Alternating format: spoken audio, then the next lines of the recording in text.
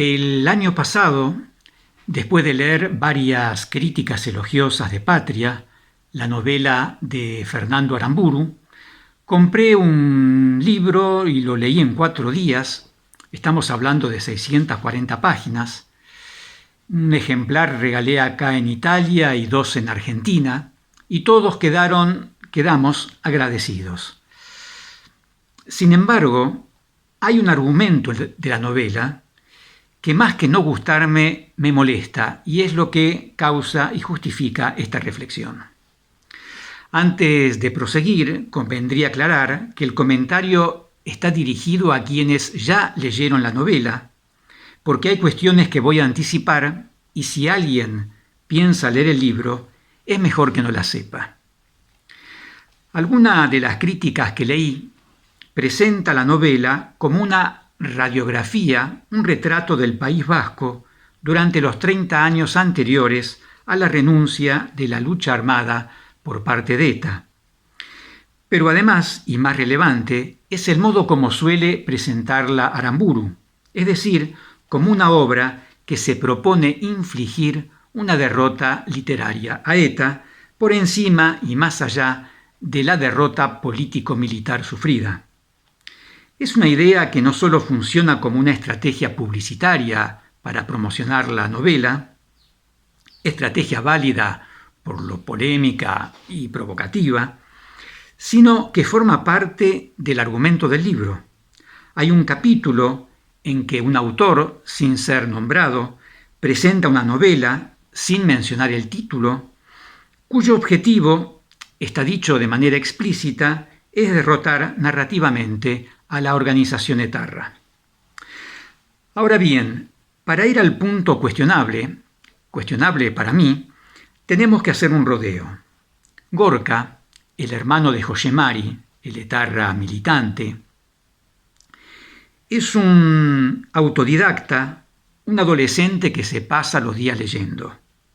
En un momento, Josian, el padre, intrigado por el hábito libresco del hijo menor, le pregunta qué está leyendo, y Gorka le habla de una novela en la que un estudiante mata a una vieja usurera. Es decir, está hablando de Crimen y Castigo, la novela de Dostoyevsky.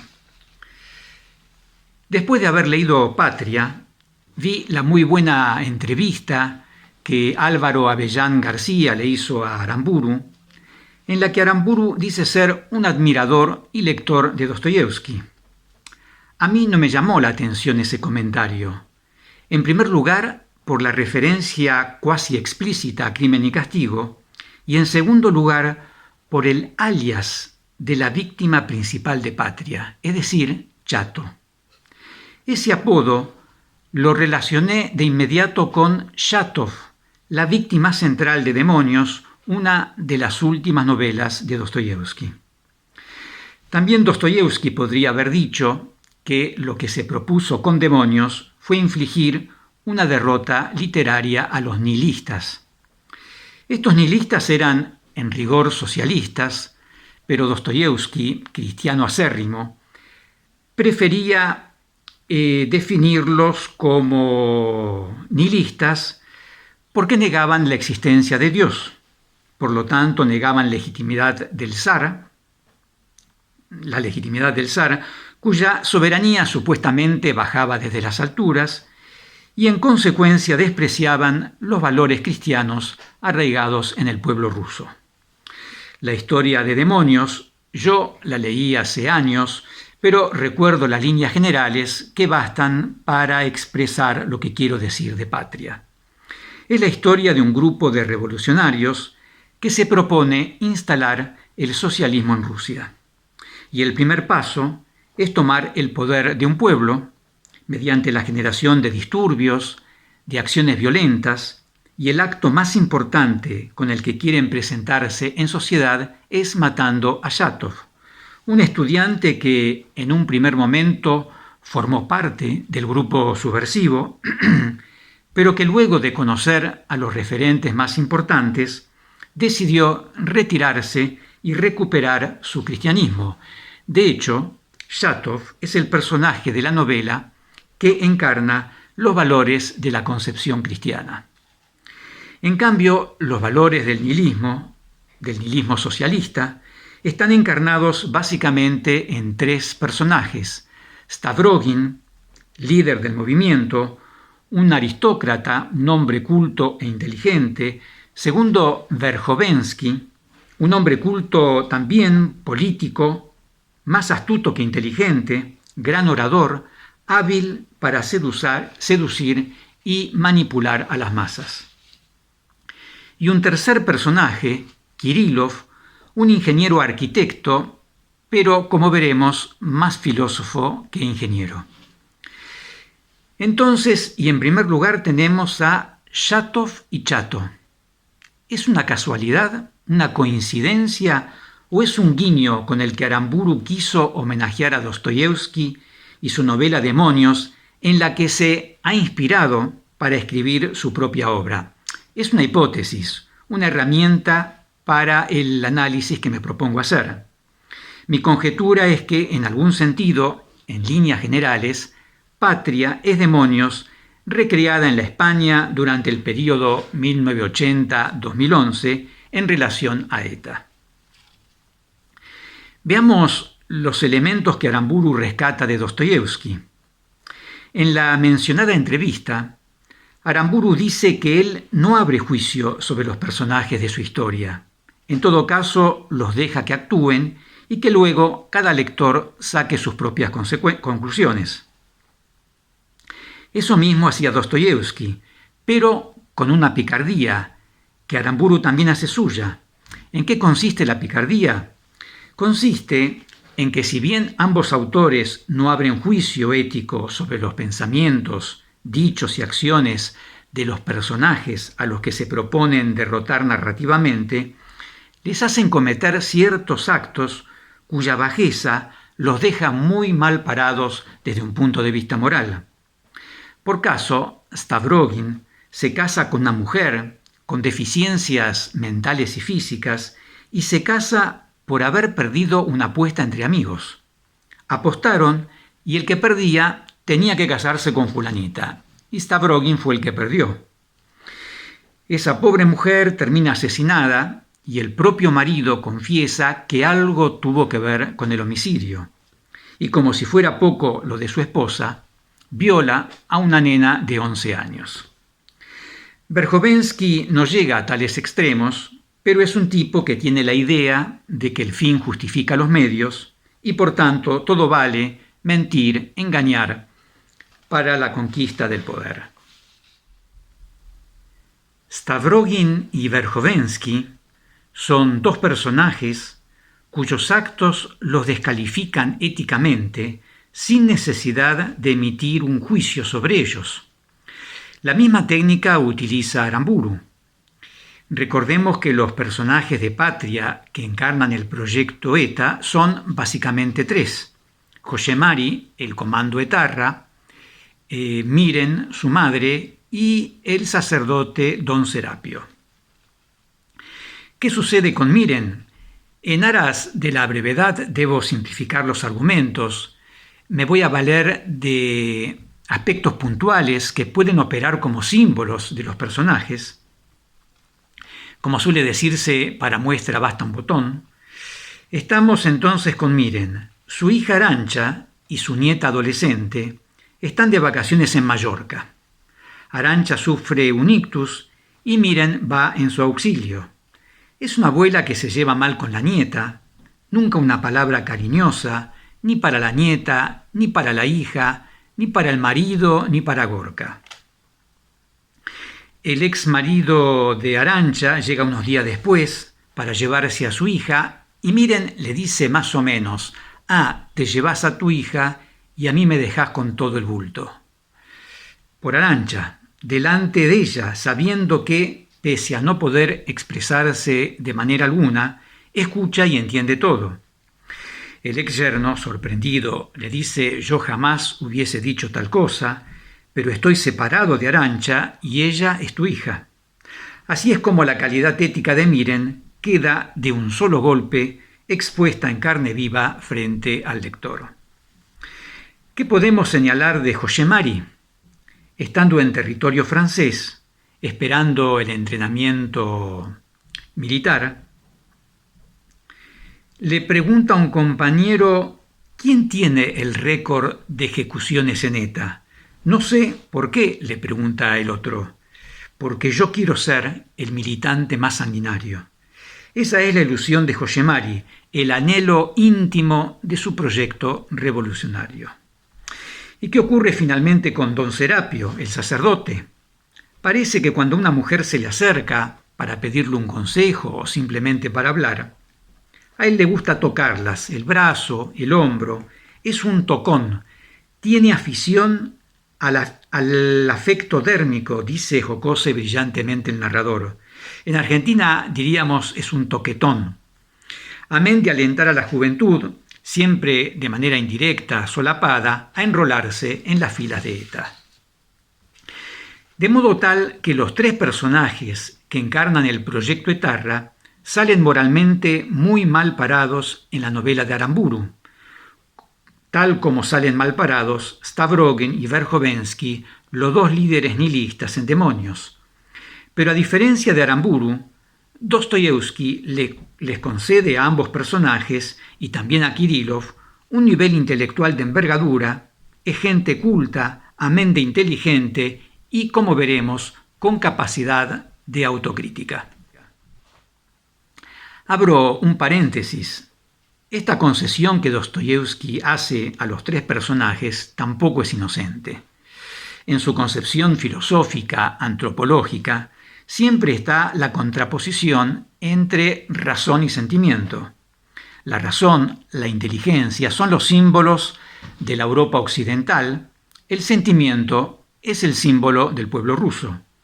Para Dostoyevsky, la razón es una fuente de perversiones, del ateísmo, de la pretensión de hacer del hombre el centro del universo. En cambio, el sentimiento, elemento del amor, es el fundamento del cristianismo ortodoxo, la fuerza con la que es posible buscar no solo la salvación del alma, sino también la salvación histórica del pueblo organizado en torno al zar, cuya autoridad es concebida como la representación terrenal del poder divino.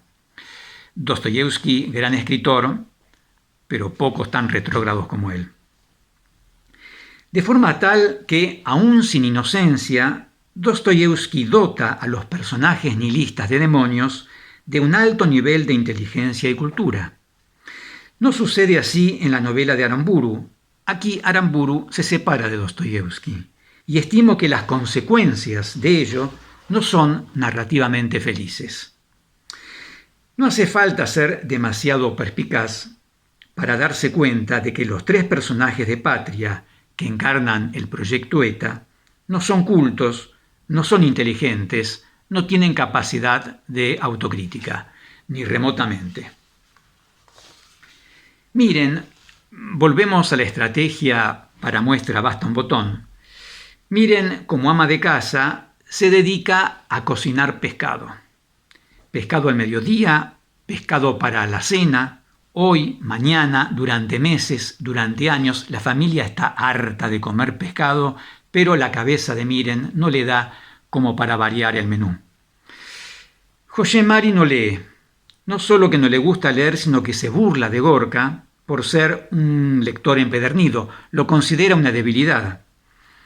Se diría que un marxista, mejor dicho, que un militante de ETA por ser marxista, aun siendo un marxismo sui generis, un marxismo nacionalista, debía tener un mínimo de formación teórica.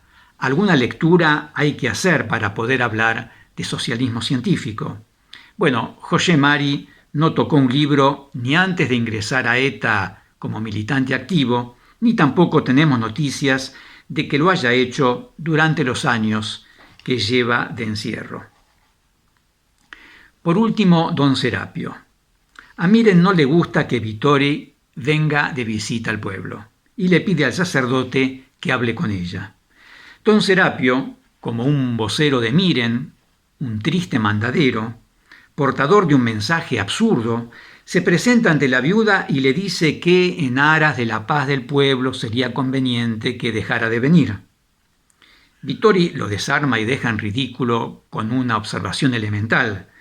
¿Significa que la paz está en peligro porque la viuda de un asesinado viene a pasar unas horas en su casa? Serapio se defiende como puede, dejando en claro que tampoco él tiene muchas luces en el cerebro. Notemos que en Patria, la cultura, la inteligencia, la formación, quedó reservada para 3 personajes que están en la vereda de enfrente del proyecto ETA. Los 2 hijos de Chato y Vittori, Xavier es médico y Nerea abogada, y Gorka, a quien nunca lo atrajo el proyecto revolucionario vasco. Entonces, ¿qué es lo que a mí me molesta de la novela de Aramburu? Me molesta que el autor se haya propuesto derrotar narrativamente a ETA, encarnando el proyecto etarra en 3 personajes de una chatura pasmosa. Ninguno de ellos tiene estatura intelectual como para presentar combate. ¿Qué es lo que hay que derrotar en ellos, pregunto, si son de por sí 3 existencias absolutamente mediocres, 3 vidas fracasadas? ¿Qué es lo que podríamos rescatar de Don Serapio, de Miren, de José Mari? Nada, absolutamente nada. Si uno se propone derrotar literariamente a un enemigo, debe otorgarle algún arma para que pueda pelear o al menos defenderse, pero sin armas difícilmente que esa lucha pueda tener algún sentido. En su autobiografía, Carta al Greco, Nikos Kazantzakis discute con Dios y en un momento dice: el hombre tiene la estatura de sus enemigos, yo lucho contra Dios. En Demonios, la lucha es contra Stavrogin y Verhovensky, enemigos sin valores éticos, pero dotados de materia gris. En Patria, en cambio, los enemigos dan lástima. 2 palabras acerca de Kirillov, el tercer personaje nihilista, un personaje fascinante, que propongo verlo como la contracara de Don Serapio, porque Kirillov, aun siendo ateo, vive obsesionado con la idea de Dios. No cree en su existencia, pero al mismo tiempo no puede dejar de luchar contra él. Ya sabemos cómo son los personajes de Dostoyevsky. Simplificando su pensamiento, no me acuerdo exactamente los pormenores, pero en sustancia, Kirillov parte del principio de que Dios no existe y que su puesto lo debe ocupar el hombre convertido en Dios. En consecuencia, la voluntad humana se torna absoluta y por tanto nada puede obstaculizarla ni atemorizarla, ni siquiera la muerte. De ahí que Kirillov decida suicidarse como parte de un proyecto pedagógico para que el pueblo se convenza de que nada hay que pueda detener al hombre Dios dotado de una voluntad cuasi divina. Cuando Stavrogin se entera de que su compañero de lucha va a suicidarse, le hace una visita y le dice: «Esperá, no te suicides todavía. Cuando elijamos un candidato para matar, lo matás vos, en una carta te haces responsable y luego te suicidás. Así nos evitás una persecución policial o judicial, etc.» Kirillov acepta de buen grado y espera que le den la orden. Hacia el final de la novela, el grupo socialista decide asesinar a Shatov, invocando el hecho de que se retiró del grupo, es decir, que los traicionó. Stavrogin visita a Kirillov para transmitirle la orden, pero cuando Kirillov se entera del nombre de la víctima, se queda estupefacto. No puede aceptar la idea de matar a Shatov, porque Shatov, con todas sus limitaciones, es un buen tipo. Él lo conoce del grupo subversivo, pero también porque vive en un departamento del mismo edificio. Stavrogin le hace ver que se está contradiciendo, que si el hombre alcanzó el estatus de hombre Dios, no hay absolutamente nada que no pueda hacerse. Cuando el líder sale del departamento, da 5 pasos y escucha el tiro con el que Shatov se suicida. Pero se suicida no ya en función del proyecto original, sino porque descubre que hay cosas que no pueden hacerse. Podría matar a otros, pero no a Shatov. que por tanto su voluntad no es absoluta y que en consecuencia él no es el hombre Dios que había creído ser. Porque Dios es la cuestión central para ambos, de algún modo, don Serapio ocupa en Patria el lugar de Kirillov, pero, claro está, a años luz de distancia. Por su parte, cabría comparar a Josemari con Stavrogin. Al final de la novela, tenemos la carta que Letarra envía a Vittori. 4 líneas simplotas, lo que la cabeza de Josemari podía dar, con un texto un tanto absurdo. Te escribo por pedido de Arantxa y te pido perdón. Casi pide perdón por encargo. Curiosa manera de hacerlo. También al final de Demonios hay una carta firmada por Stavrogin, pero no es un escrito de 4 líneas simples, sino, no recuerdo bien, pero son 2 o 3 páginas del libro, en que el hombre hace un lúcido examen de conciencia, una radiografía de su compleja personalidad. En ella confiesa sus bajezas, su egoísmo, su hedonismo desenfrenado. Lo que queda como balance final es que no siente remordimientos por lo que hizo, sino una especie de hartazgo de sí mismo, un deseo de liberarse de sí mismo, razón por la cual él también se termina suicidando. Josemari no se suicida, pero es cierto que también hace una autocrítica. Una autocrítica después de haber hecho un examen puntilloso de sus convicciones, de sus propios actos. Después de haberse instruido durante los años de encierro. No. Vio por televisión un partido de fútbol jugado en el País Vasco y en las tribunas la gente se divertía con el espectáculo y vio también la playa donde la gente disfrutaba del mar mientras él está purgando su condena de por vida. Es decir, una autocrítica mediocre con el sello inconfundible de Josemari. Para ir finalizando, alguien podría pensar que mi pretensión es desubicada, que le estoy recriminando a Aramburu no haber tenido la genialidad de Dostoyevsky. Y no, no es eso. Lo que estoy diciendo es que al negarle a los 3 personajes que encarnan el proyecto ETA un nivel intelectual medianamente serio, les negó la posibilidad de otros procesos de autocrítica, de arrepentimiento y de perdón menos elementales que los que aparecen en la novela. En segundo lugar, alguien podría decir que en ETA hubo muchos Josemari, mera carne de cañón, y yo lo creo, pero sin duda también en ETA ha habido líderes inteligentes, con materia gris en abundancia. De otro modo, no se entiende cómo esta organización clandestina pudo sobrevivir durante 60 años habiéndose enfrentado al aparato represivo del franquismo y luego al de la democracia.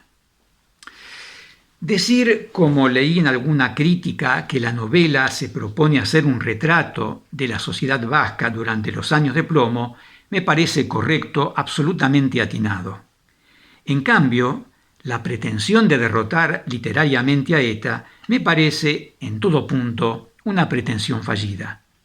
Al valerse de personajes tan poco inteligentes, tan superficiales, Aramburu no solo restringió la riqueza narrativa de su libro, sino que eclipsó el provocador y desafiante objetivo político-literario que se había propuesto.